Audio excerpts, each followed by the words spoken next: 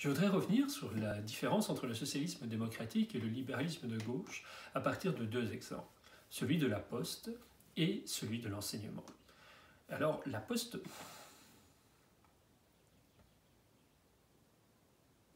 Je voudrais revenir sur la différence entre le libéralisme de gauche et le socialisme démocratique à partir de deux exemples, celui de la Poste et celui de l'enseignement. La Poste, historiquement, était une administration, c'est-à-dire que c'était l'État lui-même qui organisait le service postal, considérant que chaque citoyen devait avoir accès au courrier, que c'était à l'État lui-même de faire en sorte que ce service public soit assuré. Puis au courant des années 90, la Poste s'est transformée en une entreprise publique, désormais cotée en bourse, dont une partie de l'actionnariat est d'ailleurs un actionnariat étranger. L'État garde, je pense, un actionnariat majoritaire de 51%. Mais nous avons donc une Poste qui est devenue une entreprise publique avec des activités qui doivent être profitables, soumises à une rentabilité, des actionnaires qui exigent un dividende, un peu comme n'importe quelle entreprise privée. La seule différence, c'est que la nature de l'actionnariat est publique, c'est l'État lui-même qui reste actionnaire de manière majoritaire. Mais dans son fonctionnement, la Poste fonctionne autant que possible comme une entreprise privée soumise aux mêmes exigences de rentabilité. À une nuance près, malgré tout, une nuance qui exprime peut-être la différence entre une véritable privatisation, entre une logique qui serait celle d'un libéralisme classique et celle davantage d'un libéralisme de gauche. C'est qu'il y a un contrat de gestion qui oblige la Poste à remplir un certain nombre de missions précisément de service public. La Poste elle-même n'est plus un service public organique, donc ce n'est plus l'État lui-même qui organise, mais ce service public doit être rendu, on parle d'un service public fonctionnel, par cette entreprise privée en échange d'un certain nombre de subventions. Contrat de gestion qui précise donc notamment donc ce service universel que la Poste doit maintenir l'accès au courrier à l'ensemble des citoyens, alors que si on était dans une logique de pure rentabilité, peut-être qu'un village reculé au fin fond des Ardennes,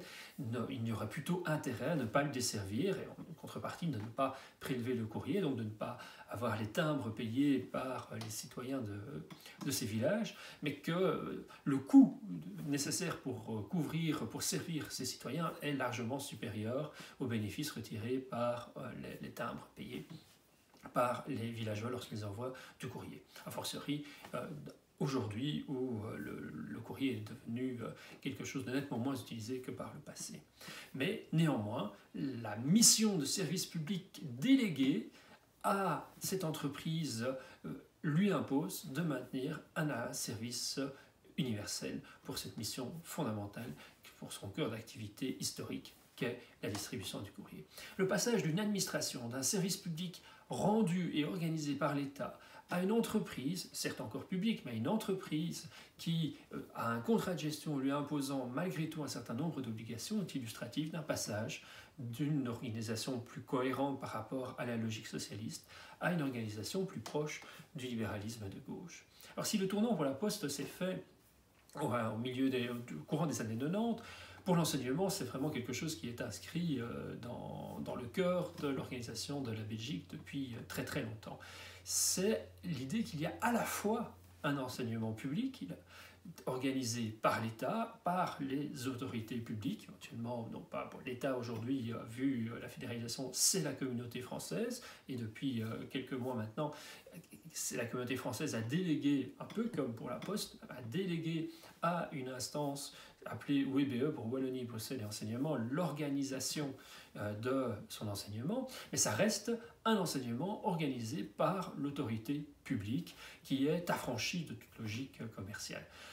De même, il y a également une autre autorité publique, les communes, mais également les provinces, qui, elles aussi, sont à la source d'un enseignement public. Dans beaucoup de pays, en France en particulier, l'enseignement est uniquement public. Et dans une logique strictement socialiste, il devrait effectivement en être ainsi. C'est à l'État d'organiser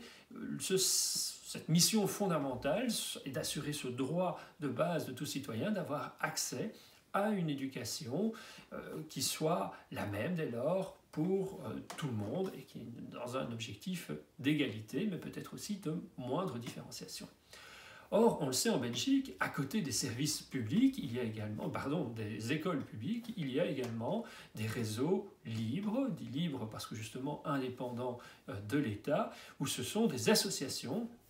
pour certaines d'entre elles proches historiquement de l'Église catholique, ou parfois plus minoritairement d'autres confessions, mais on voit également de plus en plus se développer un enseignement libre non confessionnel, donc où le pouvoir organisateur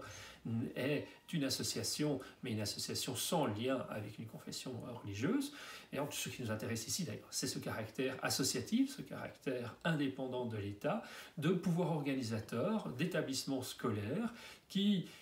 organisent donc des écoles privées sans que ce soit des écoles soumises réellement à une logique de rentabilité, au même, comme on pourrait l'avoir dans des écoles strictement privées,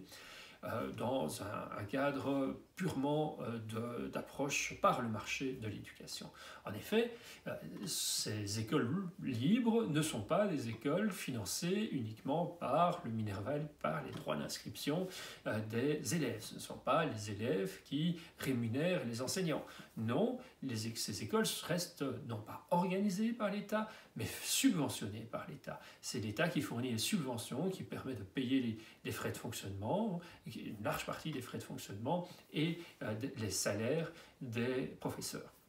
En échange, l'État impose un certain nombre d'obligations, régule, à défaut d'organiser, régule ces écoles en déterminant par exemple quelles sont les matières, les savoirs, les compétences qui doivent être enseignées, mais également en imposant toute une série de règles comme de tendre autant que possible à la gratuité, en théorie même d'assurer la gratuité de l'enseignement. Donc là aussi on a finalement, avec l'exemple de l'enseignement, on a la juxtaposition d'une logique davantage socialiste à travers un enseignement public en tant que tel, organisé directement par l'État sous une de ses formes, et la logique davantage libérale de gauche, où ce sont des acteurs privés, des associations qui sont organisateurs d'un service public fonctionnel, mais qui reste fortement régulé par l'État en échange de subventions pour s'assurer un égal accès, notamment par cette exigence de gratuité. Si on est dans une logique strictement privée, on pourrait craindre, d'un point de vue libéral de gauche, que les personnes les moins favorisées n'auraient pas accès à toute une série d'écoles. Et dès lors, on a cette contrepartie d'établissements privés subventionnés par l'État, mais en échange devant remplir toute une mission de service public, devant se conformer au pouvoir désormais non régulateur, donc non plus organisateur, mais régulateur qu'exerce l'État sur l'enseignement. Voilà deux exemples qui illustrent la différence et les tensions entre une logique davantage socialiste et une logique plutôt libérale de gauche.